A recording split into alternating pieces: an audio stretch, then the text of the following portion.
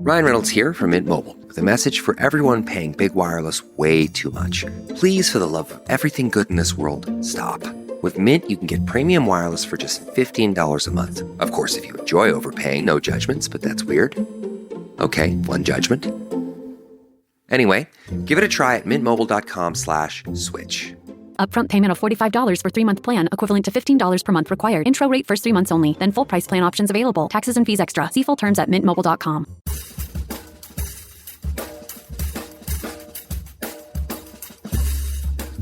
I mean, no one plans to get sick, and yet, here we are. My name is Matthew Zachary. I survived cancer, a stroke, and COVID-19, and somehow I'm still here. I also survived our stupid broken healthcare system, and I want to help you survive it too. So let's go make healthcare suck less together. Because you know what? We're all out of patience. Hey, that's the name of the show.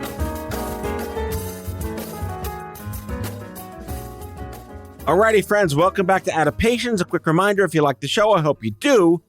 I'm looking for reviews and ratings on Apple Podcasts because that's how other people find the show. It's a cool way to spread the word and be an awesome advocate to make healthcare suck less. On the show today, it's the no bullshit disturbance in the force known as Megan Claire Chase, breast cancer survivor, fierce advocate, and literal take no prisoners breaker of things on Twitter at Warrior Megsie, which is the online persona she crafted for herself through her blog, Life on the Cancer Train.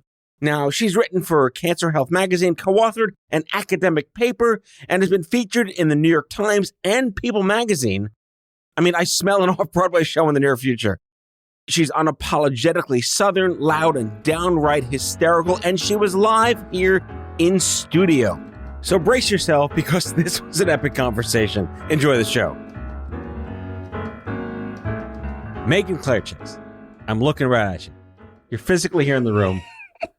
How novel. It's me. Yes. You know, for years, actually, I've known you months. For months, I thought Claire Chase was your last name. Am I the only person on the planet you're nodding your head? No, of course not. Every single time. Even every time I make a flight or a reservation or even just talking with people, they're like, oh, so hi, Megan and Claire Chase. And I'm like, or hi, Miss Claire Chase. I'm like, hi, I have a hyphen. It's Megan Claire. Yeah, the hyphen's over there. It's Megan hyphen Claire. Oh, we just rhymed. So Megan Claire, I've never heard those two words strung together as a first name. Your parents are very innovative. Okay, there's a story. I was not born Megan Claire. I made that up. A pseudonym? How theatrical. You know, my first name, my given name is Megan. Your given name was Ida Dershowitz. Yes. You looked the part. You found me out. No, it's Megan. And then I grew up Catholic and I was confirmed and I took the saint's name Claire. And one day I was doing a lot of theater growing up. And I was getting bored because everyone seemed to be named Megan. And I was like, I want to be special.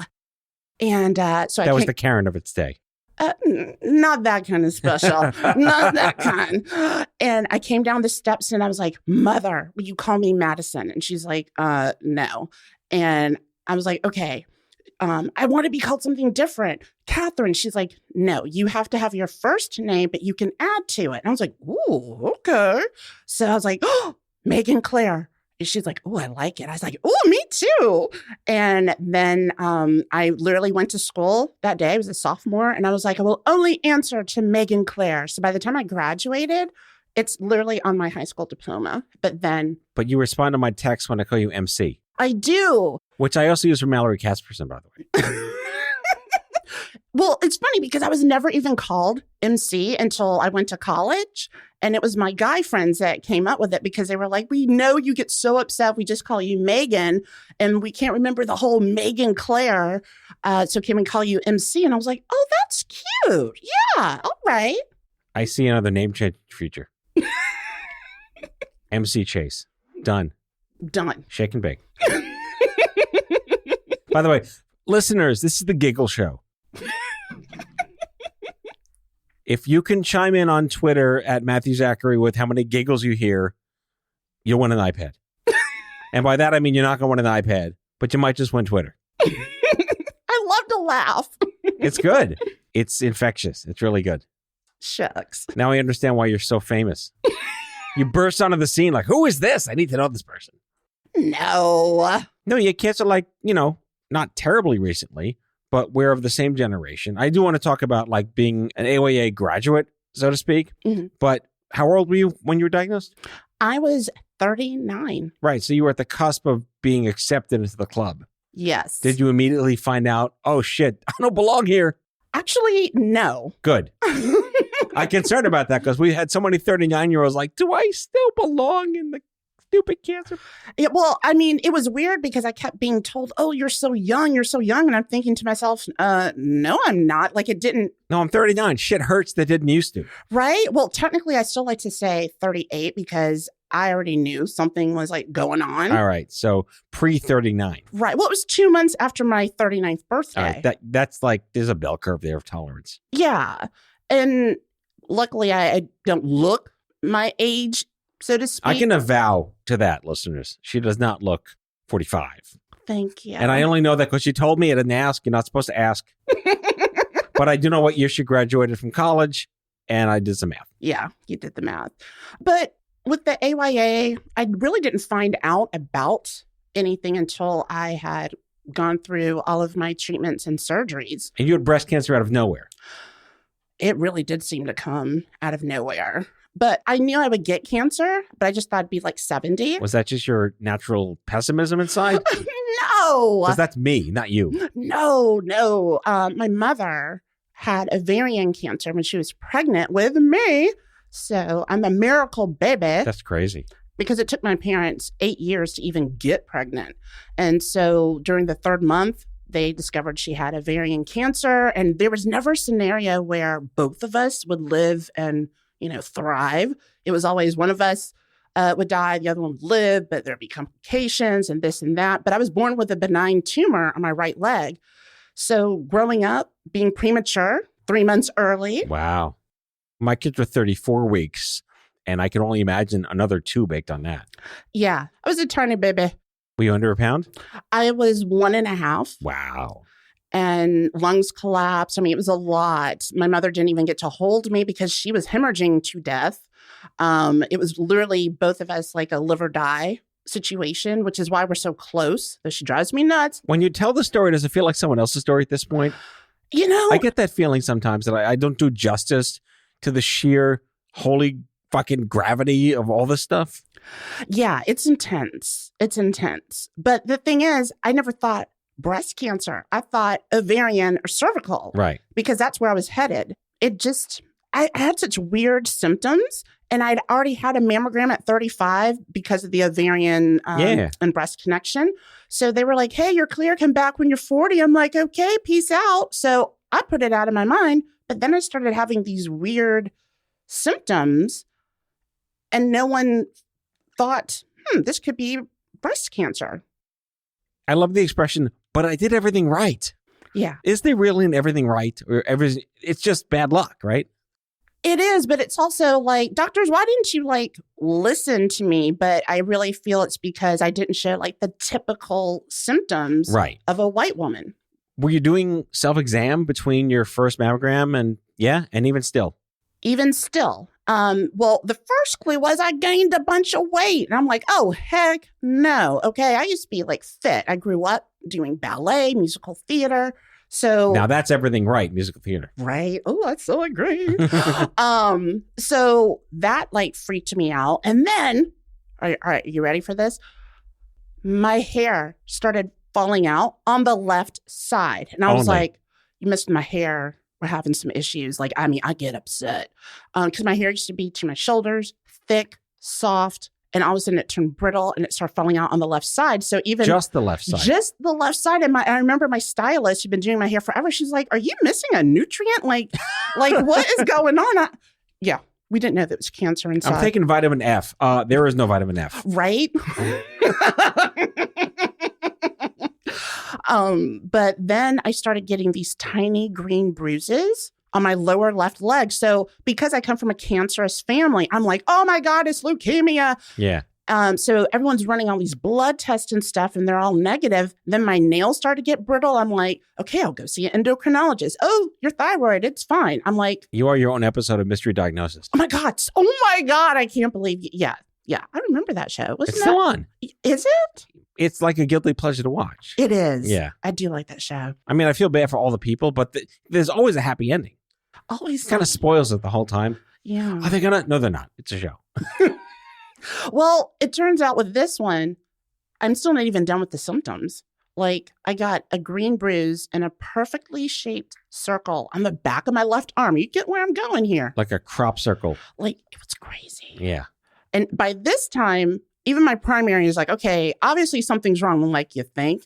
So on the list of obvious breast cancer symptoms, you were at like the bell curve of 0th percentile. Well, the one thing that was just dismissed outright as a zit was on the outside of my left breast. And so I go to the dermatologist. I'm like, what the heck is this? She's like, oh, that's a zit. Put some cream on it. It'll go away in like 3 days. So I'm like, okay. But in my head, I was like, that's weird. I've never had anything there before. So I was just kind of like looking at that. But it went away in 3 days. So I was like, oh, I guess she was right. This is a comedy of terrors. Seriously. See what they did there? I did. I heard it. I heard it, and that was good. But then I get in the shower. It was August 31st, 2015. I'm in the shower, and because of all that weight gain, I was always feeling my boobs, right? Yeah. And then all of a sudden I felt, and I was like, what the heck is this? I swear to God, it came out of nowhere because I never had any breast pain, like nothing. This sucker was like the size of a fist and as hard as a fist, but it wasn't like in like the duct. So it didn't really connect that it was breast because it was like, kind of almost under my arm. And that's when I knew I was like, something's seriously wrong. How many years was this of weirdness before something was like, oh, she's really sick? Yeah, years, 2.5. Damn. 2.5. That's fabulous. Yeah, I wanted to smack everyone. I was just like, really, y'all? I asked this question because I went through 8 months of misdiagnosis. When they told me you actually have this, I was like, thank fucking God it's something. Did you have that level of like, thank God it's something? I'm not crazy? I had that moment when I had the diagnostic mammogram and they told me it was a mass. And I was like, well, duh. Like, tell me what it is. But I was relieved that they did see that it was a mass because I was like, if you tell me, oh, this is a lump or something, I would really have to be concerned. Right. What is it, a squirrel? I would like, seriously, tell me more. Yeah, but it was only when I had the biopsy is when it started to get like real to me. Because the doctor told me she was only going to take like 5 to 8 tissue samples. So I was like counting and she took almost 20. And that's when I knew, okay, she must see something, but it still didn't click that it would be cancer. How close am I coming to this isn't covered event horizon? Oh my God. Okay. So I was working in radio at the time. That's this. What? I know. But on the sales side. Okay. And that's not this. That's not this. That's not this. This is fun. I did not have the greatest insurance, but because I kept going to the doctor and all these tests, I met my deductible. And then fortunately, right before chemo started, I had met my out-of-pocket. Oh, okay. So that was a gift, but I didn't realize all the other expenses.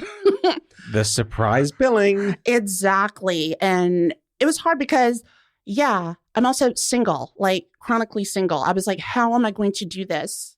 I mean, I had to turn into, someone else to be strong. No. Divas don't need people. I speak from truth. Do you? Well, my cat helped me. My cat, Nathan. After Nathan Lane, please? No. It's his middle name, Edgar, after Poe. So he named himself Nathan. But his real name was like Ida Lipschitz, right? His real name was Lovem. I'm like, who the heck names their cat Lovem? That's not okay. Right? It's stupid. Yeah. All right. We are having the time of our lives here with Megan Claire Chase. Not Megan Claire Chase. Or Megan Claire Chase. Right.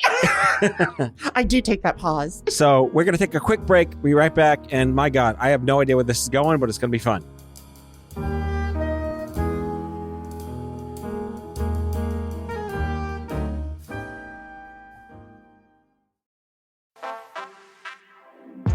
We see you getting after your fitness goals. But what about those money goals?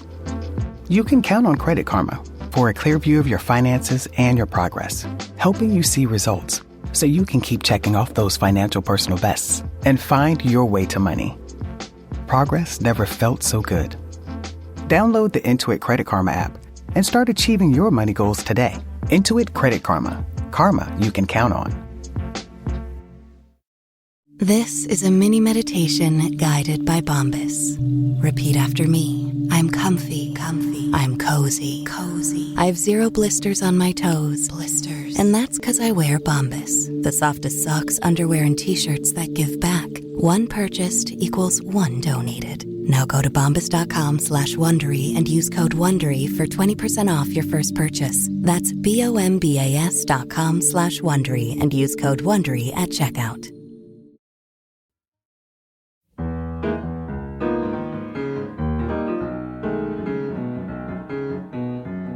All right, we're back, and I don't know quite where to take this conversation. It's like the timeline is broken, and we can go into any multiverse of conversations. I do want to go back to the stupid cancer thing about the alumni. We talked about this before we went on the air.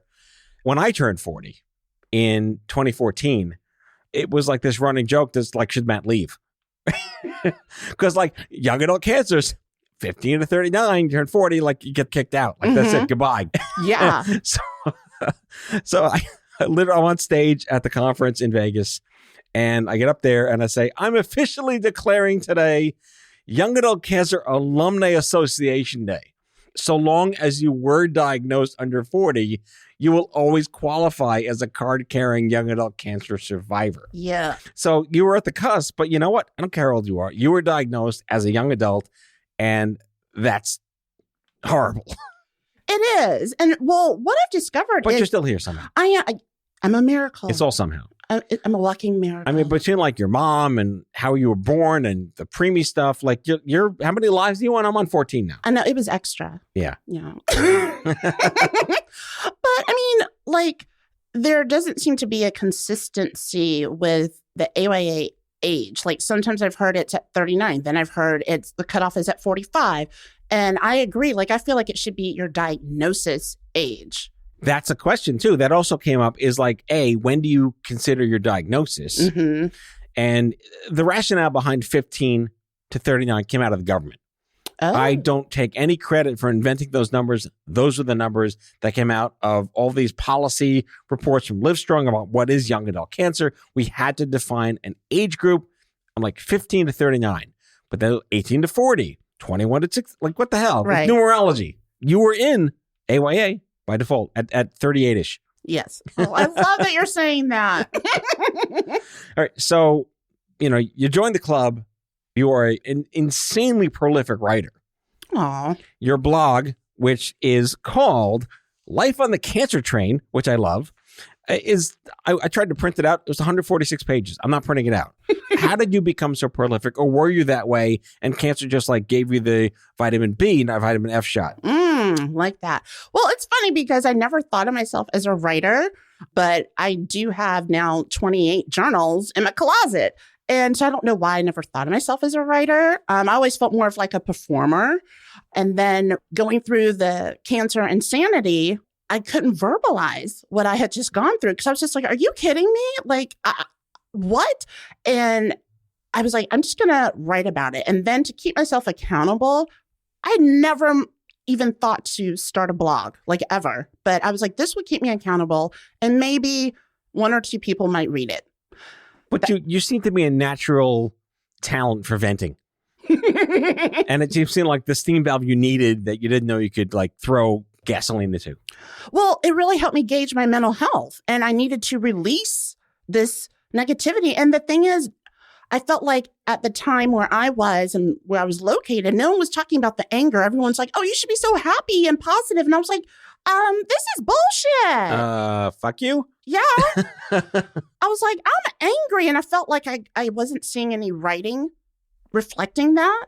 And so I just started writing about that and just really just releasing my feelings and somehow carving it into an experience, a story. And it just seems to resonate. When did you get on Twitter? Before or after you were sick?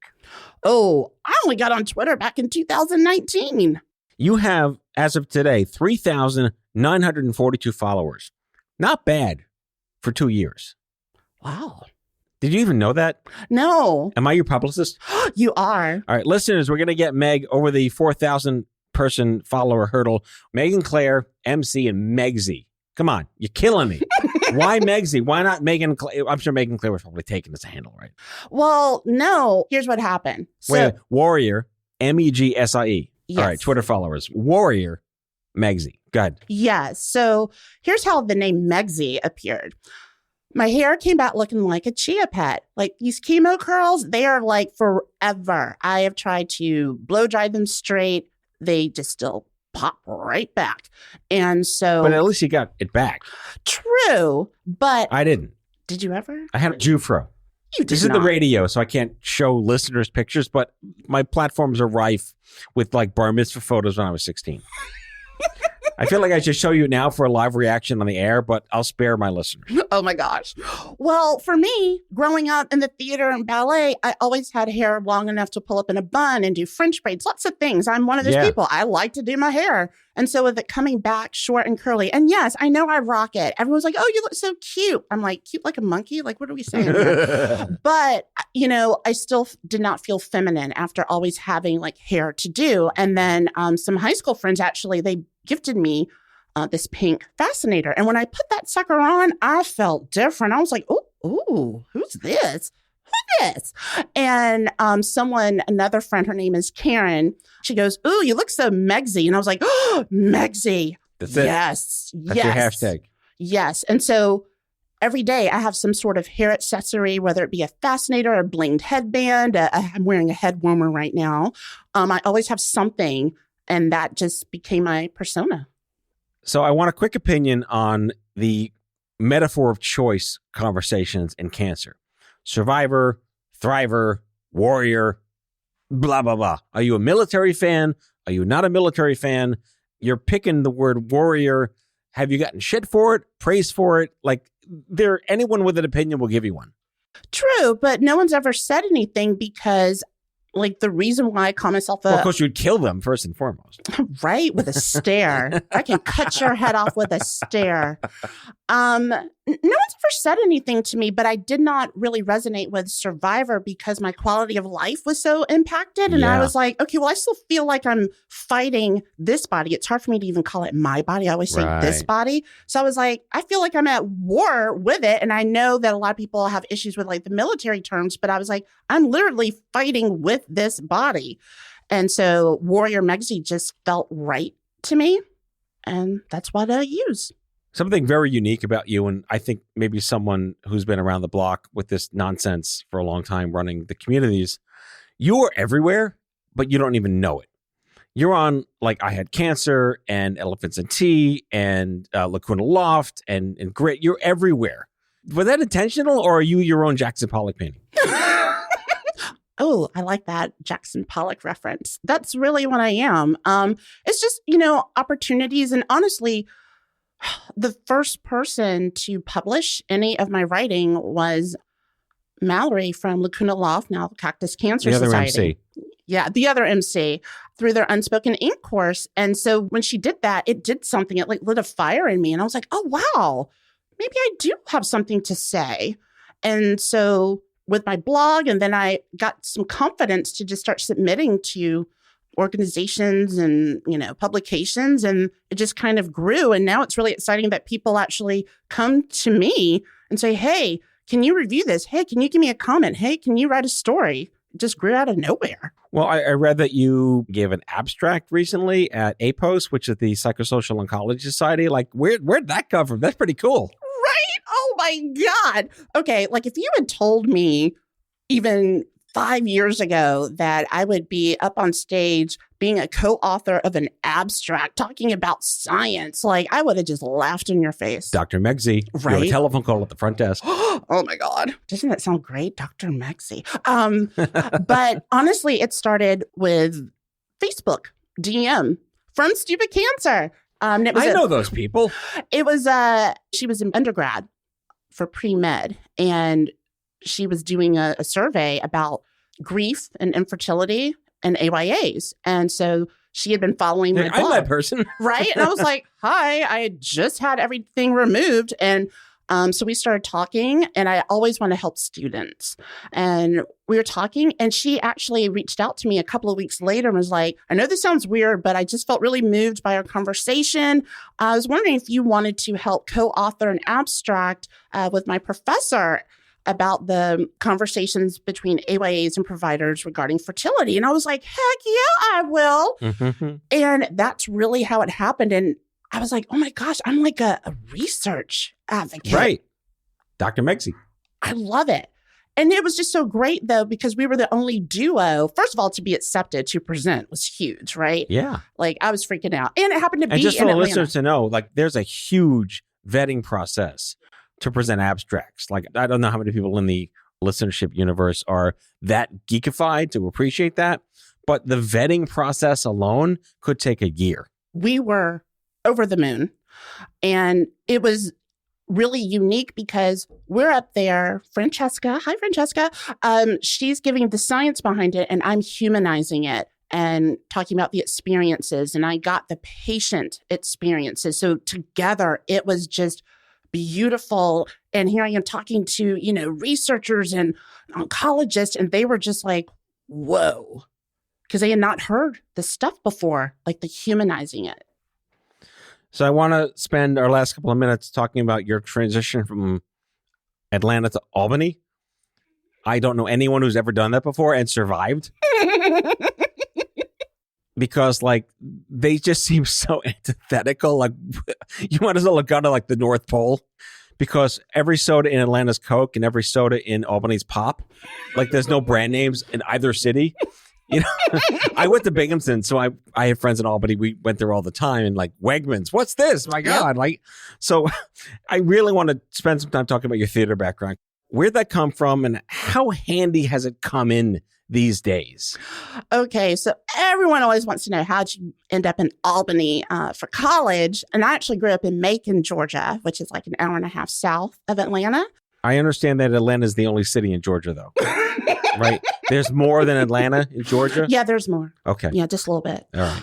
So I went to the College of St. Rose in Albany, New York. And the way I selected that college was, I wanted to go to a college that was close enough to New York City that I could get there, but far away enough that I could concentrate on my schoolwork, because my family was like, you cannot major in theater, but you can minor in it. And I was like, all right, then.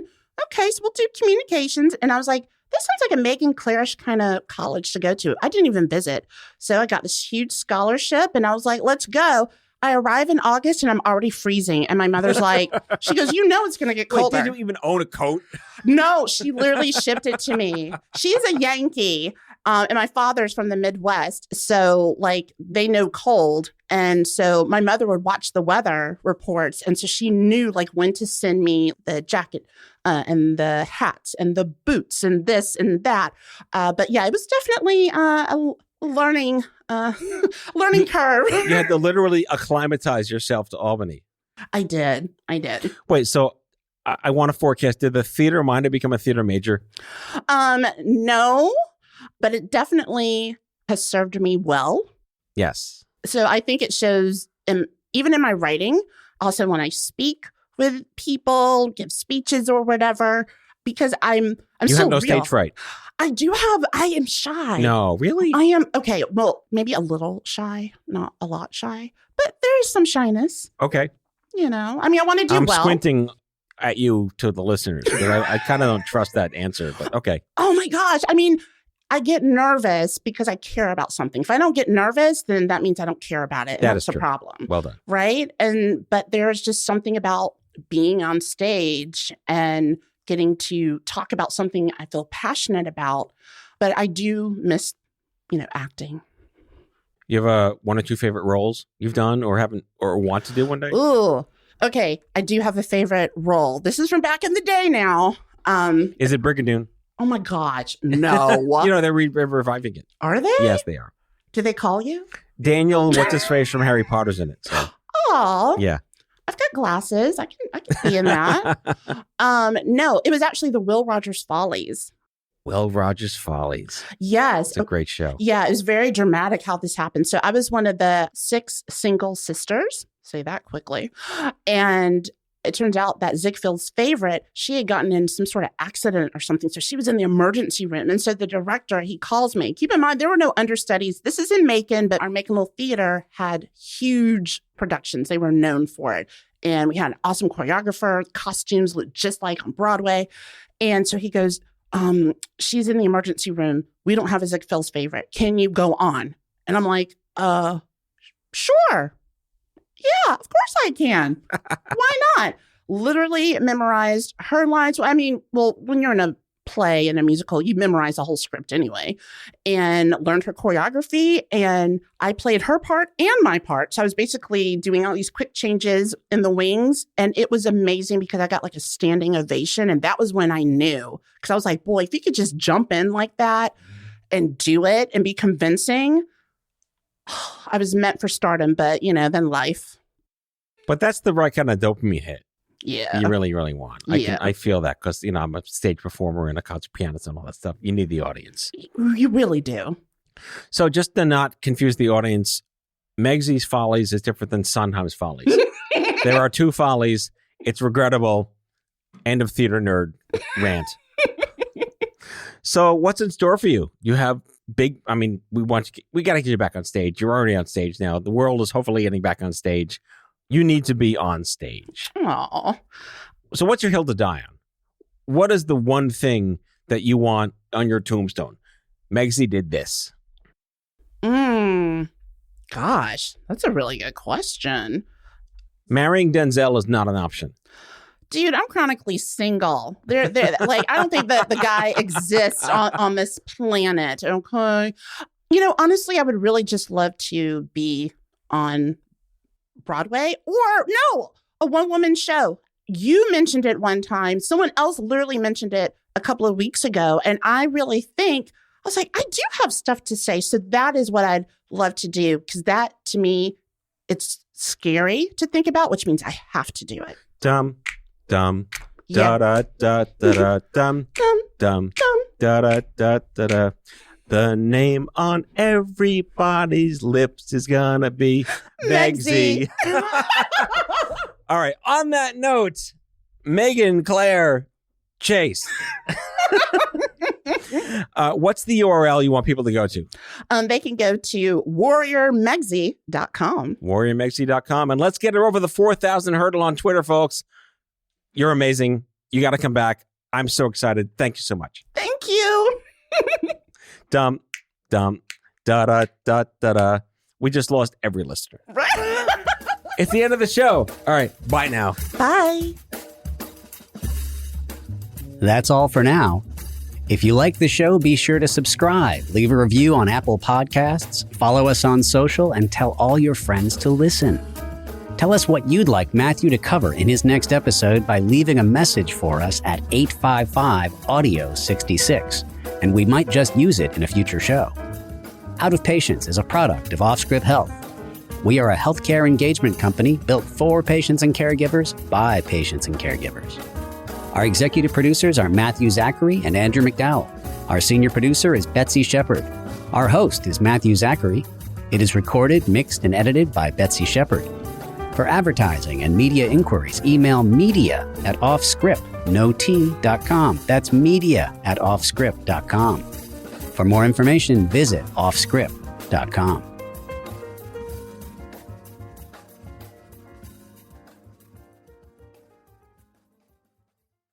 Are you looking for a new job or want a career change? Look no further than Monster.com. Need a little help standing out? Our expert resume writing services will make sure you shine. Want to brush up on your interview skills? Engage with our AI interview prep tool. Want some advice on negotiating your new salary? Visit our salary tools and extensive library of career advice articles, and you'll have all the tips and tricks you'll need to succeed. Visit Monster.com today and take the first step towards your career. Monster.com. Find your right job fit.